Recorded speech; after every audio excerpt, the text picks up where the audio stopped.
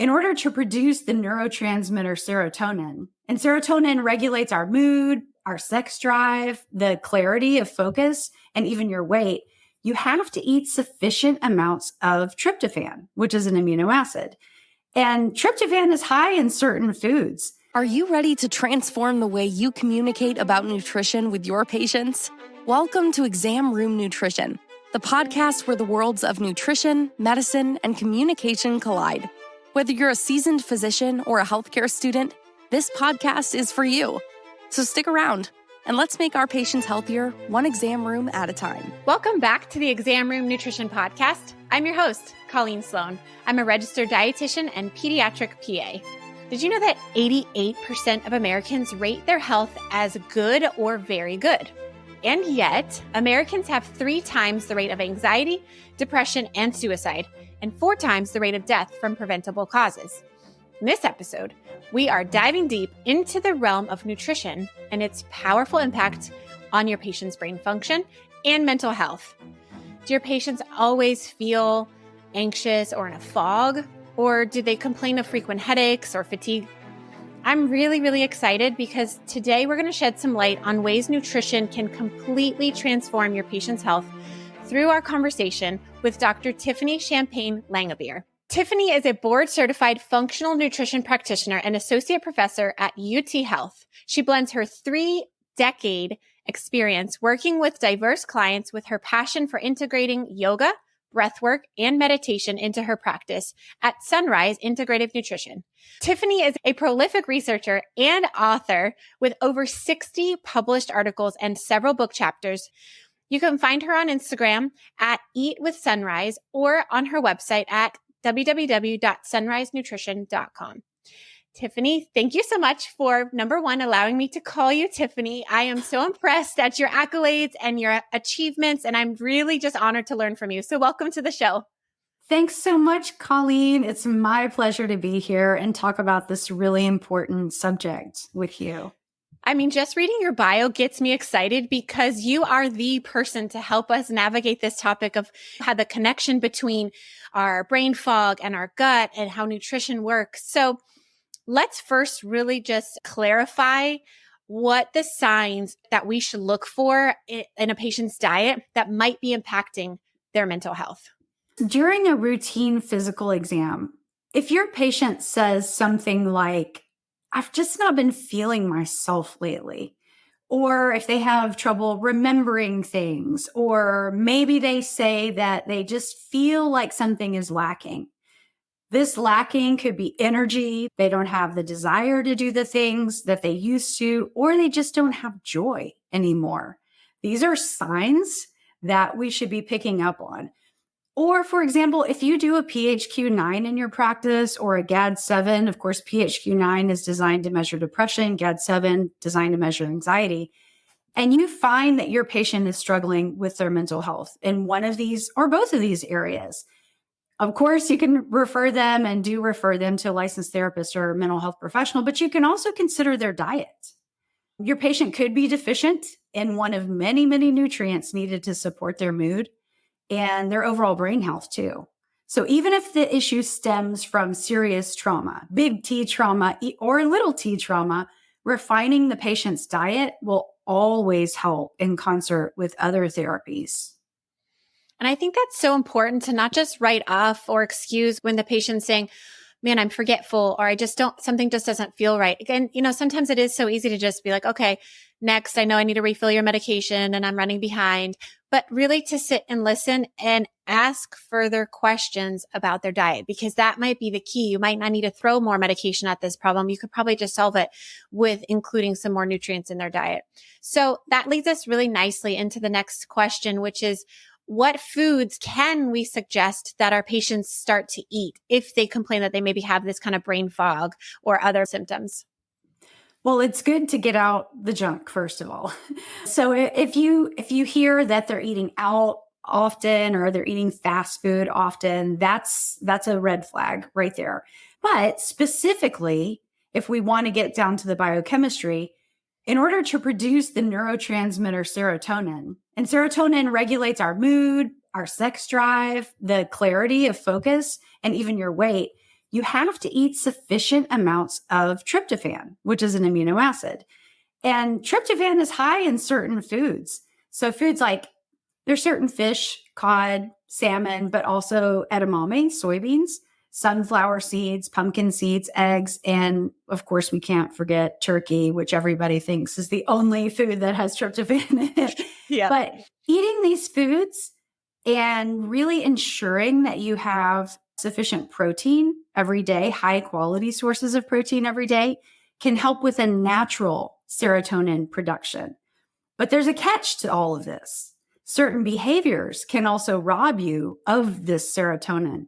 So example, eating the junk food, eating the fast food, excessive sugar, high sugar intake, not enough protein, cigarette smoking, drinking alcohol of any sort. I like to remind my clients that alcohol is still a toxin that your body has to detoxify out of your system. So if you are drinking more for a woman, more than 2 glasses of wine or a beer or beverages every day, that can rob you of your tryptophan and hence your serotonin. So these kinds of behaviors will actually prevent your body from making the serotonin that you need to regulate your mood. Excellent. And I love that you started with getting the junk out first, because we could talk all day about you need to eat fruits and vegetables, you need to eat lean protein. But if we don't ask them what foods are you typically eating, then we're not correcting the problem. So absolutely, I agree with you, getting the junk out. And that's a really important first question. So let's talk a little bit about how the stomach and the brain are connected, because we know that the stomach is the second brain. So what foods could we recommend that our patients can eat to help fuel that organ properly? So diversity of vegetables and fruits, color, as many colors as you can possibly get across the span of a week. So if one day you're not able to eat, 5 servings of fruits and vegetables, it's okay. It's okay. We all have issues trying to get as many fruits and vegetables as we possibly can. So if you think about it in terms of the scope of 2 days, 3 days, or a scope of a week, as many fruits and vegetables as possible to feed those good gut bugs that we have, and also fiber. Fiber is critical. Typically, the average American diet has a very sad amount of fiber. That's about 15 grams a day, which is, as we know, is not even close to enough. We need more like twice that much, or even as much as 40 grams of fiber would be great. But not just fiber. So there's a really interesting study some researchers out of Stanford just did, and they looked at comparing fiber to fermented foods. So fermented foods are like kombucha, yogurt, kimchi, some other fermented vegetables that you might find in the cold produce aisle. And they compared 2 different groups. One group, they bumped the fiber up from 20 grams of fiber to 40 grams of fiber. And then the other group that was eating fermented foods, they started out with eating no fermented foods, and they went up to as high as 5 fermented foods a day. And the researchers were thinking that, of course, the fiber group would do better. But it was surprising that the fermented foods group actually did better.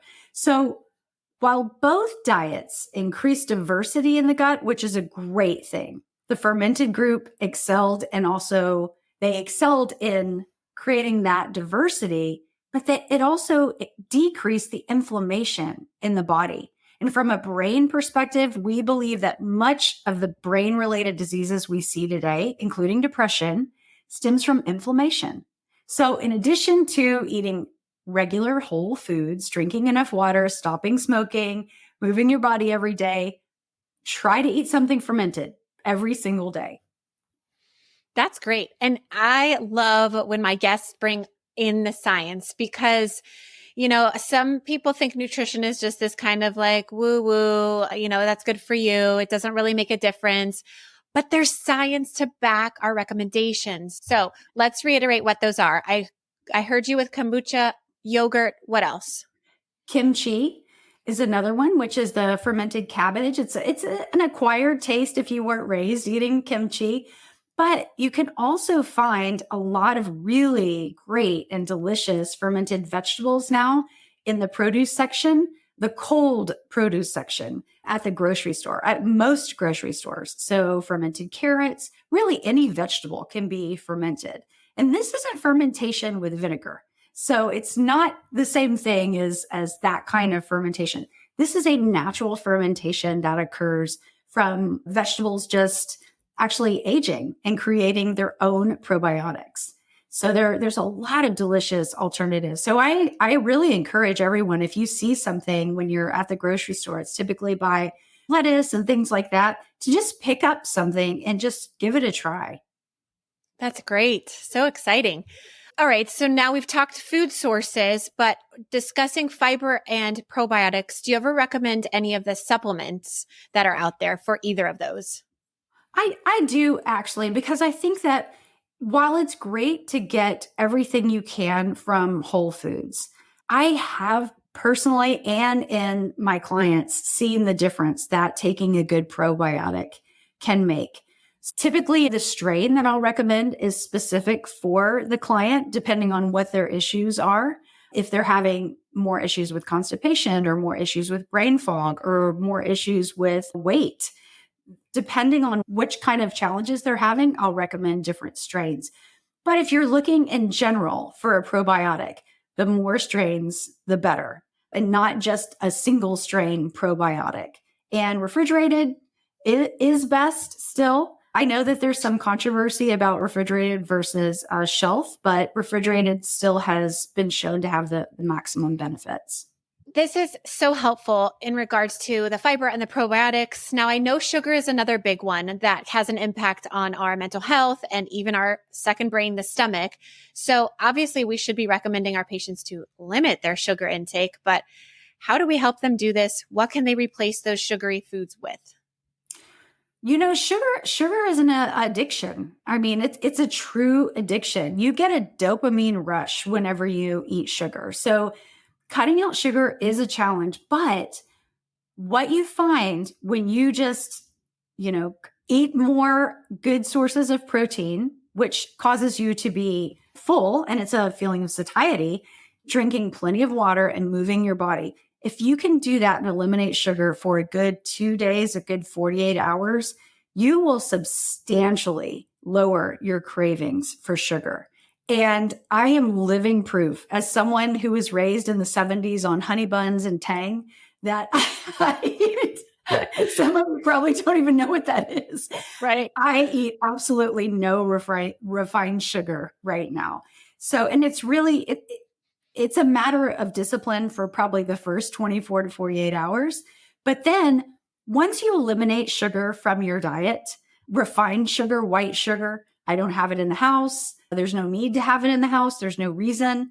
I bake all the time. There's plenty of substitutes that you can use. You can use dates are fabulous for baking. Bananas are fabulous for making smoothies. Even other things are great for making smoothies too, like frozen zucchini or frozen avocados or frozen cauliflower, because you can't taste them when they're frozen. But anyway, that's a side note. But there's other ways that you can really satisfy your hunger and your craving without straight sugar. And you have to also start being mindful of, why am I craving this right now? Am I craving this because I'm mad, I'm sad, I'm upset about something? Somebody just cut me off in traffic, so I want to go grab some ice cream or a candy bar. You have to really stop and think about, why am I wanting this sugar specifically? Because your body doesn't need it. Great point. And I love that you recommended just the trial of 48 hours. That is a cleanse that I can get on board with, because that will prove to be so beneficial to your patient's health. So I would just challenge your patients with that. Hey, 48 hours, no refined sugar or added sugar in your foods. I've found that replacing it with fruit is helpful, because I really have a sweet tooth, and sugar is something that I've always struggled with. And yeah, it's not fun. It's not, as, I don't know, fancy or whatever, pleasurable as stuffing your face with a brownie, but you do feel better. You really do notice it after a little while. So I love that you recommended cutting out the refined sugars. So good. So we're going to move on to my favorite topic, because it is a beverage that I love. and that is the topic of coffee. You had a very interesting post on your Instagram page. So if you're not already following her, please follow Tiffany on Instagram at Eat with Sunrise. And please, if you haven't already, please like and subscribe to our YouTube channel or leave me a 5-star rating or a review in your favorite podcast app. But you had talked about some of the benefits of coffee, because sometimes coffee gets a bad rap, but I would love for you to make me fall in love with coffee even more than I already am. Coffee is so wonderful. I love coffee so much. Like you, Colleen, I am such a huge coffee fan. I don't think that I don't think I could ever eliminate coffee from my life. So after water, coffee is the most commonly consumed beverage in the world. All over the world, in every country, people are drinking coffee. And it's very researched as a result, too. People are curious. What are the effects of coffee? It's a very complex beverage, but what we know is that it's loaded with polyphenols. And polyphenols are great for us. They feed those gut bugs that we just talked about. And we know that people who drink coffee have a lower risk for type 2 diabetes, cardiovascular disease, obesity, certain kinds of cancers, specifically more like colon cancer. But you have a lower risk of all-cause mortality if you are a coffee drinker. Some researchers think that this is partially due to its anti-inflammatory effects in addition to those polyphenols, but it's not a completely proven conclusion on that side. So what I say is a daily intake of 2 to 3 cups a day, no more than 3 cups a day really, has shown to be healthy unless it's otherwise indicated by your primary care provider. So I will say too, though, there's a gene that we carry that shows if we're fast metabolizers or slow metabolizers of caffeine. So until you know your genotype, it's best not to consume caffeine after 11 in the morning. And too much caffeine can cause anxiety. It can cause insomnia. It can even cause an upset stomach. So it's always best to go with how you feel. So if you're only drinking 1 cup, by no means don't increase to 3 cups, but just know that 1 cup is good for you. As long as you're not loading it down with, 4 teaspoons of sugar and, whipped cream. And we're not talking about the fancy drinks that we get. We're really talking about that really great, beans that you buy, you grind them at home, you make that great cup of coffee. And, and if you share it with somebody, that's community. So that's another wonderful thing that adds to your mental health. I love that you mentioned that we aren't talking about the, frappuccinos and the fancy drinks, because those have exactly opposite of what we were just talking about eliminating sugar. So if you're a coffee drinker like me, you get the thumbs up, but be conscious about how much sugar you're adding, either with a spoon or if it's in your creamer already, because those creamers are loaded with sugar. So I love that we had this conversation about coffee, because it is such a good source of community and a really good way to share a great conversation and just to improve your mental health with those that you love. So thank you so much, Tiffany, for bringing in the science behind coffee and giving me the green light to continue my coffee obsession. Absolutely. So I want to close with kind of a unique end to this discussion, but I hear it all the time about these different cleanses. And I know we mentioned the cleanse from sugar, but that's one that we can jump on. There's all these different fads and these different things that go viral on social media, and they are so anti-science and everything against what dietitians recommend. So I've seen this going around, the lemon water and cabbage cleanse. So please educate us as clinicians on how do we appropriately respond when a patient tells us, oh, hey, I'm trying this cleanse. What do you think? How do we answer that? Well, I actually get this cleanse question more frequently than you would imagine. And as you mentioned, there's so many fads that we see on social, and you have to look back at the source. So we have to remind our patients to really look at the source of who's providing you with this information. But our bodies are incredibly smart. We have a natural detoxification process. Yes, we can enhance this process by eating whole foods. And I want to be really specific by what I mean with whole foods. This means not processed, not boxed, not with a long list of ingredients, but adding cruciferous vegetables like broccoli and cauliflower, drinking plenty of water, moving your body every day, and connecting. So connecting with your community or someone that you love, that works better than any lemon water and cabbage cleanse. And this is the best evidence-based way to get your body back on track. So you're saying that there's no need for anyone to follow any of these crazy diet cleanses, right? Right. Absolutely. I mean, there's no reason. And also, Colleen, I want to put a plug in for the PAs and the NPs and the primary care providers. For dietitians here, that collaboration that's our greatest strength, really, as dietitians. And we know that primary care providers have very little time and a lot of patients to see, and they may be seeing acute issues.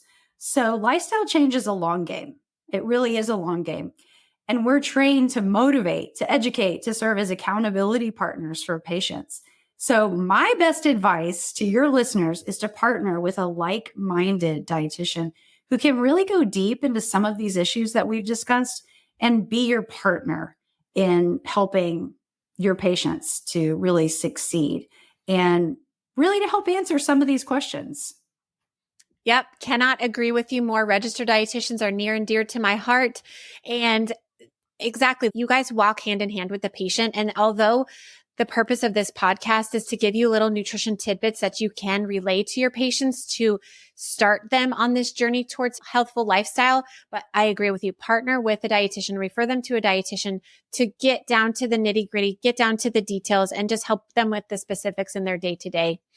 Tiffany, thank you so much for the gift of your time. I can't give this time back to you. And I've so greatly enjoyed and appreciated this conversation today. And I hope that the listeners will find value in it. We would love to have you back again. Thank you so much for your time. Thank you, Colleen. If you would like to follow Tiffany on Instagram, again, you can find her at Eat with Sunrise, and go ahead and send her a message if you have any questions or if you have any patients that you would like to refer to her. You can always send me a message on Instagram as well at Exam Room Nutrition if you have any questions that you would like us to feature on an upcoming podcast. All right, guys, now it's time for my nutrition notes.